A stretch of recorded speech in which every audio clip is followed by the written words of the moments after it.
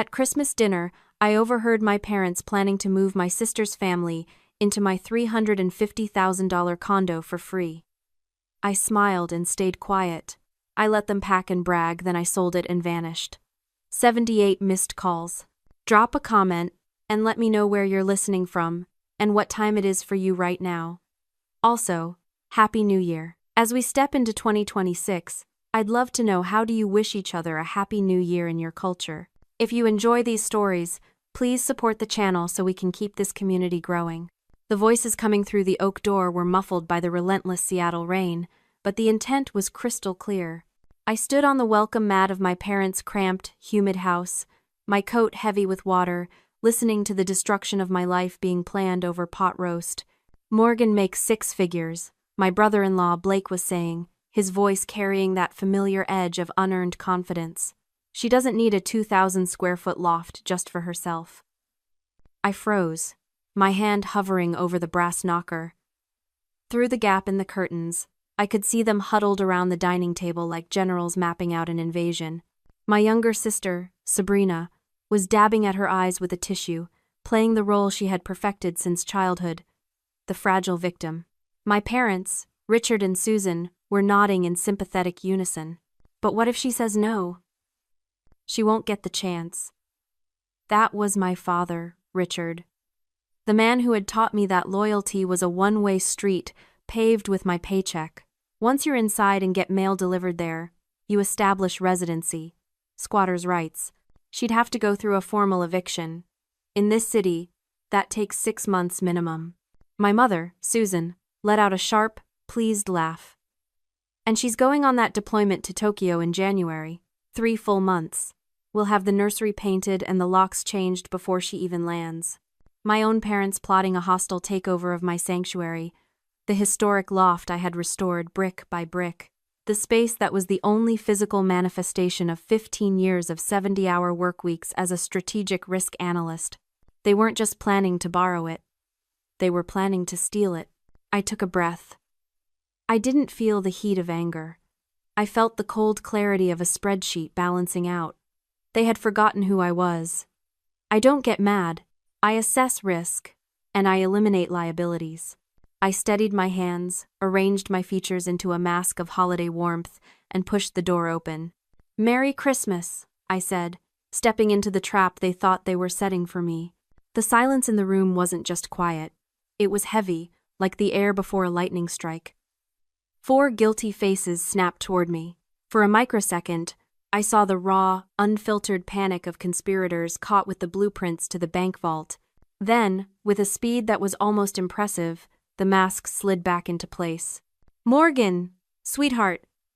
My mother, Susan, rushed forward, wiping her hands on her apron, her expression transforming from conspiratorial malice to maternal warmth in the blink of an eye. "We didn't expect you until at least 7. The traffic must have been awful." I let her hug me. It felt like hugging a pillowcase, filled with stones, lumpy, stiff, and uncomfortable. The house smelled of pot roast and damp wool, a stifling, humid scent that clung to the back of my throat. It was a stark contrast to my loft, my glass sanctuary, where the air was always filtered, cool, and smelled faintly of cedar and rain.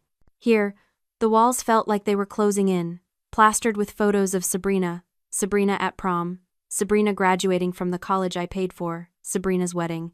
I was absent from the walls, just as I was absent from their considerations as a human being. I caught an earlier flight. I lied smoothly. I couldn't wait to see the family. My father, Richard, cleared his throat, stepping away from the table where they had just been plotting my financial demise. He looked at me with the wary appraisal of a man who knows he owes money to a loan shark. "Good to see you, Morgan. You're looking successful. Strategic risk pays well, Dad," I said, my voice even. I looked past him to the couch where my sister sat.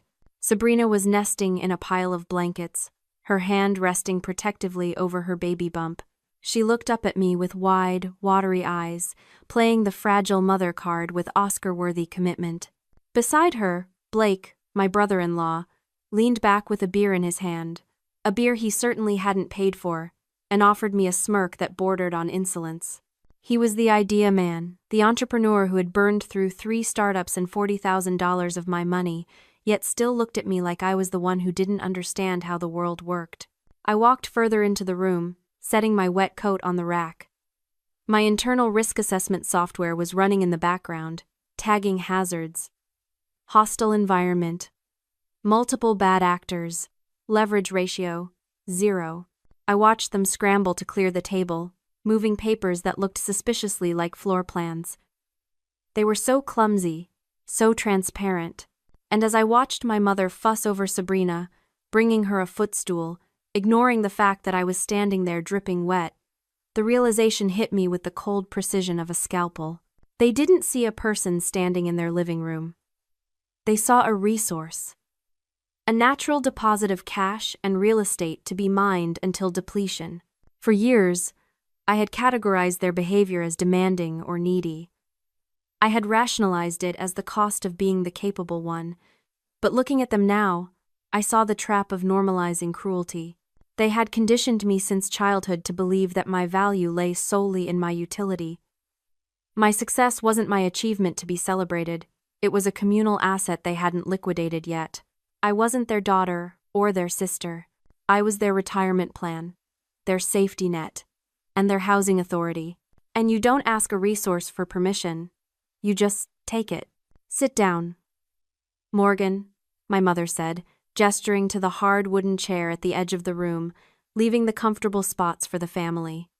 We have so much to talk about, especially with your big trip coming up. I sat. I crossed my legs. I let a small, pleasant smile touch my lips. Yes, I said. We certainly do. So, Morgan, my father began, leaning forward with the gravity of a man about to ask for a kidney. We've been doing some thinking. About the baby. About logistics. I knew the pitch before he opened his mouth. I had heard variations of it for a decade. It was always the same song, just a different verse.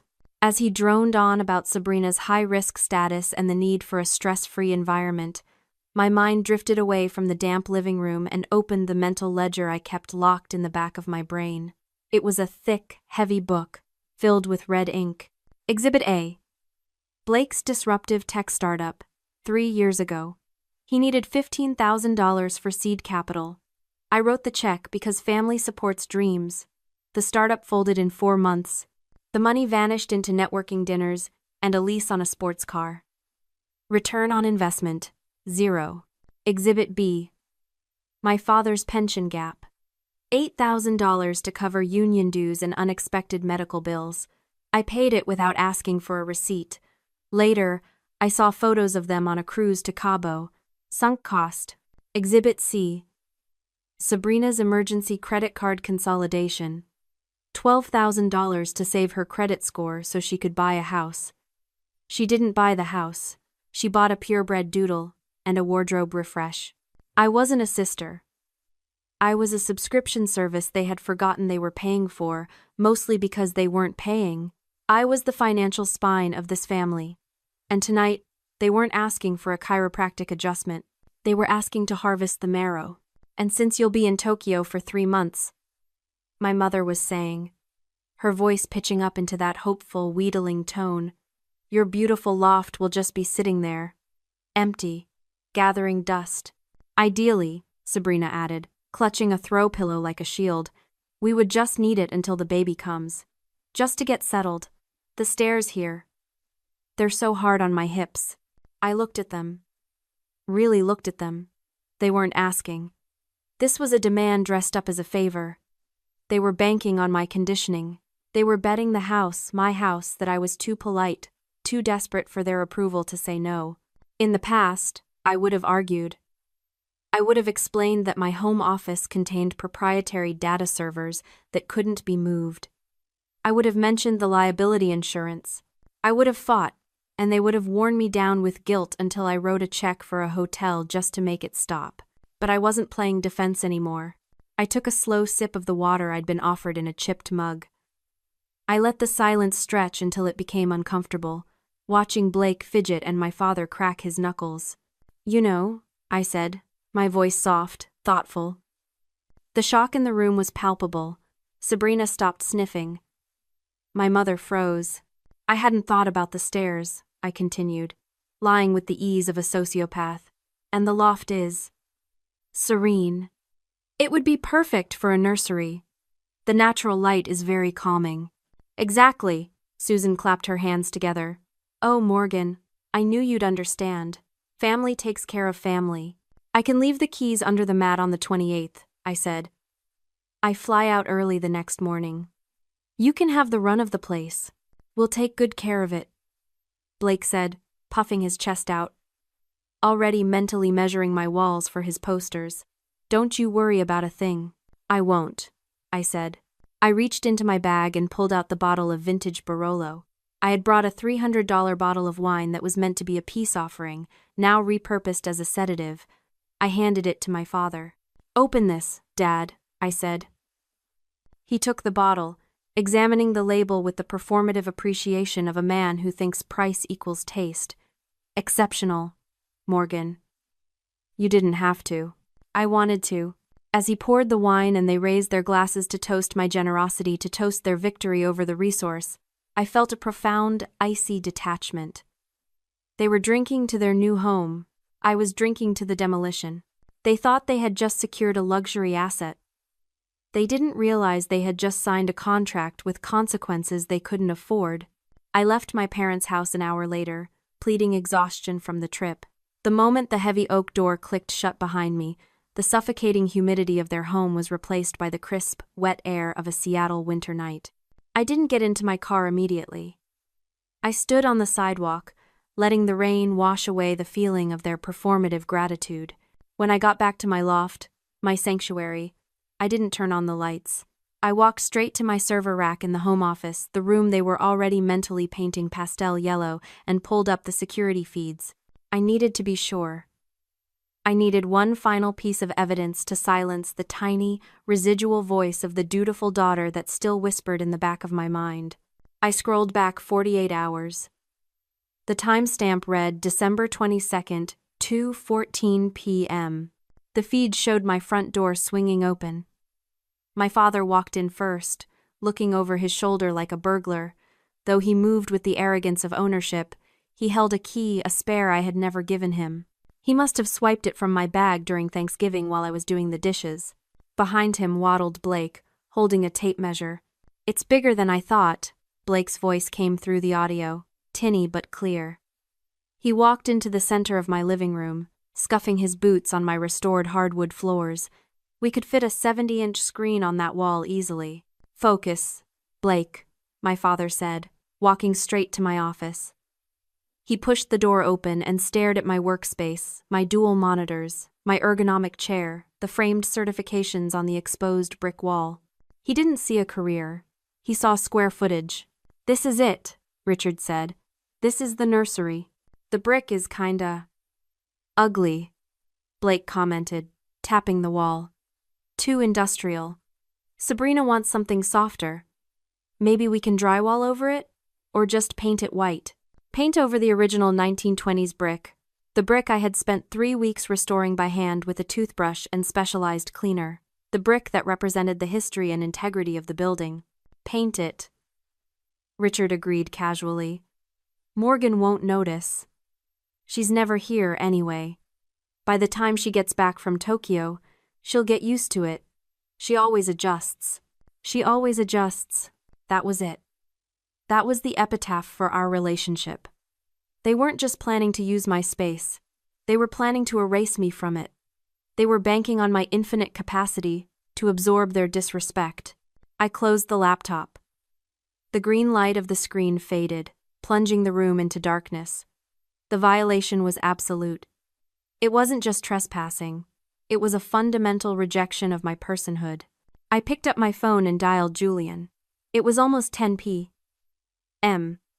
But venture capitalists don't sleep, especially not the ones who hunt opportunities for sport. Morgan, his voice was smooth, surprised. This is late for a risk assessment. I have a proposition, Julian. You still interested in the Pioneer Square loft? There was a pause on the line, a heavy, pregnant silence. You're selling? I thought that place was your soul. It was, I said, my voice steady, devoid of emotion. Now, it's a liability. I need to liquidate. 360,000. Cash. That's 60 under market. I heard the sound of a chair shifting, the rustle of movement. I had his full attention. What's the catch? 2 conditions, I said. First, we close in 48 hours. Second, I need an immediate gut renovation. I want the demolition crew there at 10 a.m. On December 28th.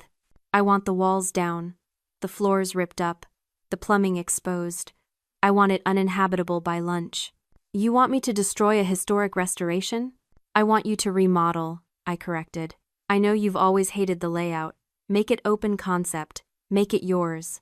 Just start the demo on the 28th. Someone hurt you, Julian said, not asking. Someone underestimated me, I replied. Do we have a deal? Send the contract, he said. I'll wire the deposit tonight. I hung up. I looked around the shadowed loft, tracing the lines of the brick I had loved, the floors I had polished. It was just a building now. A shell. The sanctuary was gone the moment they walked in uninvited. Now, it was just collateral damage. The next 48 hours were a masterclass in asset liquidation. I didn't pack like someone moving out. I packed like someone sanitizing a crime scene. My proprietary servers, the art I had collected from local galleries, the hand-woven rugs, everything that held actual value was moved into a climate-controlled storage unit under an LLC my father would never find.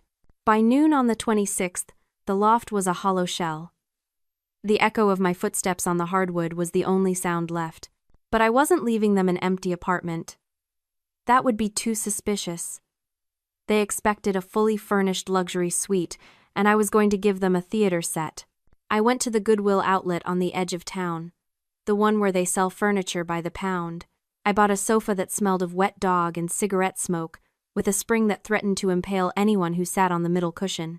I found a dining table with one leg shorter than the others, guaranteed to spill drinks. I bought mattresses that felt like bags of gravel and sheets that had the texture of sandpaper. I staged the loft with the precision of a set designer building a slum. I put the scratching post right where Blake wanted his 70-inch screen. I replaced the high-end Italian espresso machine with a drip coffee maker that leaked. It looked habitable from a distance, but the moment you touched anything, the illusion crumbled. It was a physical manifestation of our relationship. A facade of comfort, masking absolute decay. Then came the coup de grace. The Trojan horse. I went into the walk-in closet in the master bedroom, the room Sabrina had already claimed for herself, and stacked 4 large boxes on the shelf.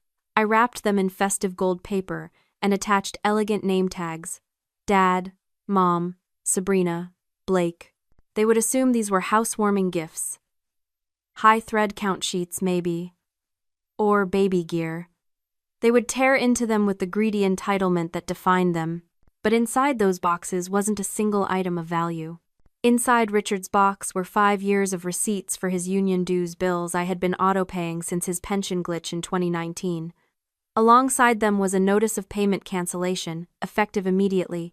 Inside Susan's box were the statements for the department store credit card she thought had a limitless limit. It didn't. It had me paying the minimum balance every month to keep the collections agents away.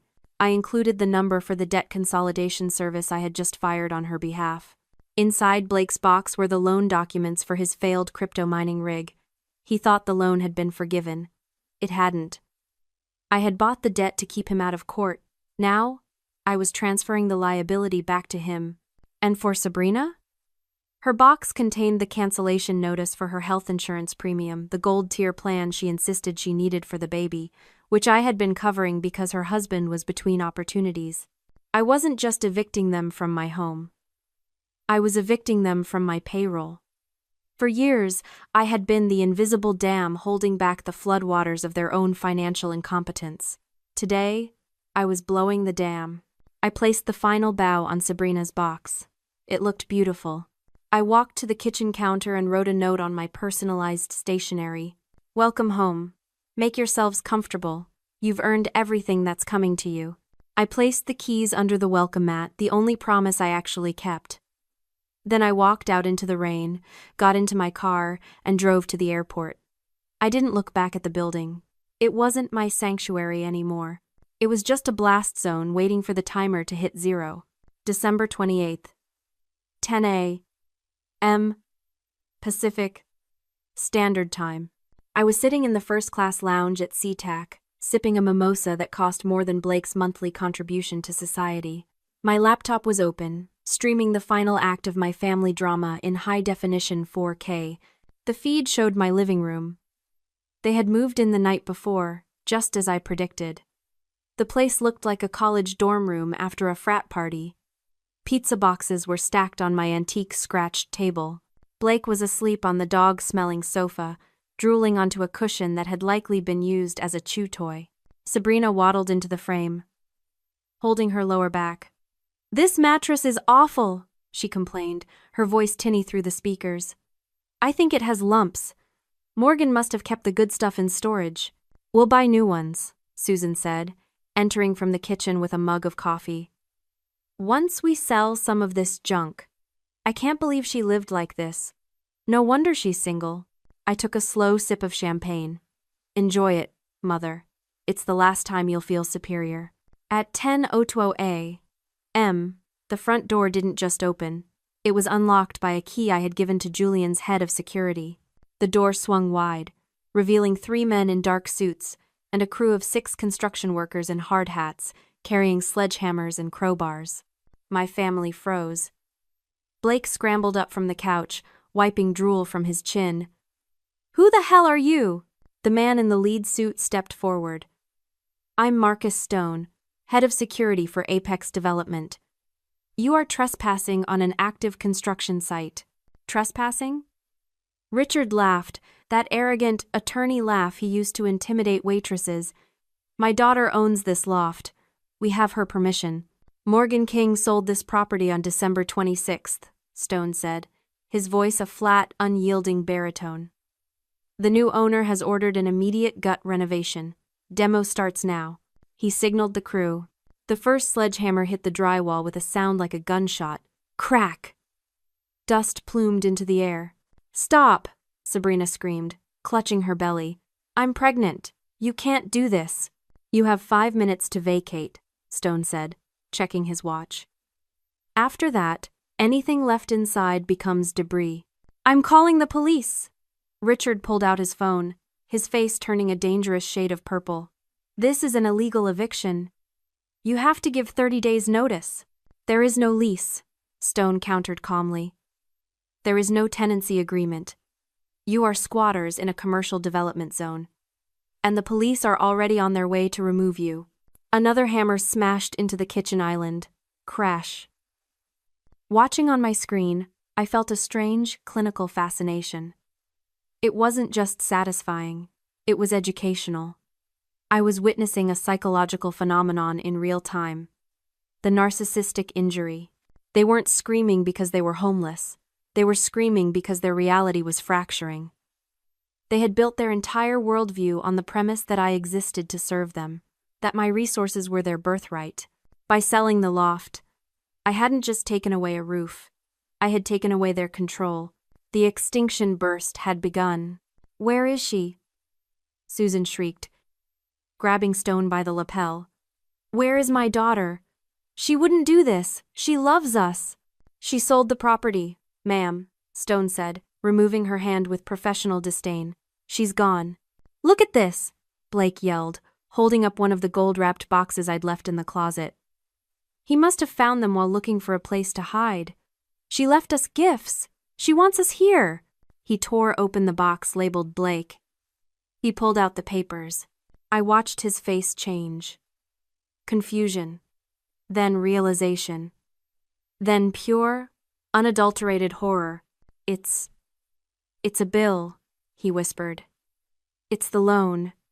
She stopped paying the loan. Richard tore open his box. Susan grabbed hers. The sound of tearing paper mixed with the rhythmic thud, thud, thud of the demolition crew taking down the north wall. She canceled the credit card. Susan gasped, staring at the statement. The minimum payment. It's $4,000. My insurance. Sabrina wailed, holding up her notice. I don't have a doctor anymore. It was chaos. It was a symphony of consequences crashing down on people who had never felt a raindrop of accountability in their lives. The walls were literally coming down around them, exposing the rot of their entitlement. Out! Stone barked. Now! I watched them scramble. They didn't grab their clothes. They grabbed the boxes of bills, as if holding onto the paper would somehow make the money reappear. They ran out into the hallway. A pathetic parade of failures, chased by the dust of my former life. As the camera feed cut to black, the power finally severed by the crew, I felt the tension leave my shoulders. It was done. The parasite had realized the host was dead. And the host was already boarding a flight to Tokyo. 6 months later. Kyoto. The rain here falls differently than it does in Seattle. It's gentler, rhythmic, a sound that cleanses rather than suffocates. I sat on the engawa of my rented Michiya, a traditional wooden townhouse that smelled of tatami mats and aged cedar. My laptop was closed, my phone was on silent. A courier had delivered the letter an hour ago. It was hand-addressed in a frantic, scrawling script I recognized instantly. Sabrina. I hadn't opened it immediately. I had finished my tea first. I had watched a koi fish navigate the stone pond in the garden. Only then, with a sense of detached curiosity, did I slide a letter opener under the flap. Morgan. Mom says we aren't supposed to write. Dad says you're dead to us. Blake says you're a sociopath. But I need you to know what you did. We were evicted from Blake's mother's basement 3 months ago. She found out about the debt, the loans you stopped paying. She checked her own credit and found out Blake had used her name too. She threw us out. We're staying in a motel off the highway. The boys are sleeping on the floor. I tried to use the health insurance for a prenatal checkup, and they laughed at me. Cancelled. Everything is cancelled. Mom had to go back to work. Retail. She stands on her feet for 8 hours a day. She cries every night. Dad's pension is being garnished to pay the back taxes you used to cover. Everyone knows. Morgan, the church, the neighbors. Someone posted the video of the eviction. We can't show our faces anywhere. I'm not asking for money. I know you won't give it. I just wanted you to know that you won. You destroyed us. Are you happy now? I read the letter twice. In the past, these words would have been daggers. They would have triggered a landslide of guilt. I would have been on the phone to a realtor, arranging a safe house for them. I would have wired cash to fix the mess I hadn't made. But today, I felt nothing. It wasn't hatred. Hatred takes energy. Hatred is an active connection. This was something far more permanent. It was the quiet quit of the soul. I realized then that I hadn't just sold a condo. I had retired. I had submitted my resignation from the job of being their daughter. I had laid off the role of savior. The position was vacant, and I wasn't accepting applications for rehire. I folded the letter carefully. I didn't burn it. That would be too dramatic. I simply placed it in the recycling bin next to yesterday's newspapers. There was one loose end, though, the innocent. I opened my laptop and sent a secure message to my lawyer in Seattle. Status of the trusts? The reply came instantly. Executed. Irrevocable. Education and living expenses for the nephews. Accessible at age 18. Trustees appointed. Parents have no access and no knowledge. I closed the laptop. My nephews would have a future. They would have the start I never got. But their parents? My parents? They had made their choices. They had bet their survival on my compliance, and the market had crashed. I looked out at the garden. My new sanctuary wasn't made of brick and glass. It wasn't a location I could be evicted from. It was this silence. It was the peace of knowing that my resources were finally, irrevocably, my own. They tried to take my sanctuary. So I gave them the only thing they truly earned. Consequences. Share this if you've ever had to fire your own family to save your peace.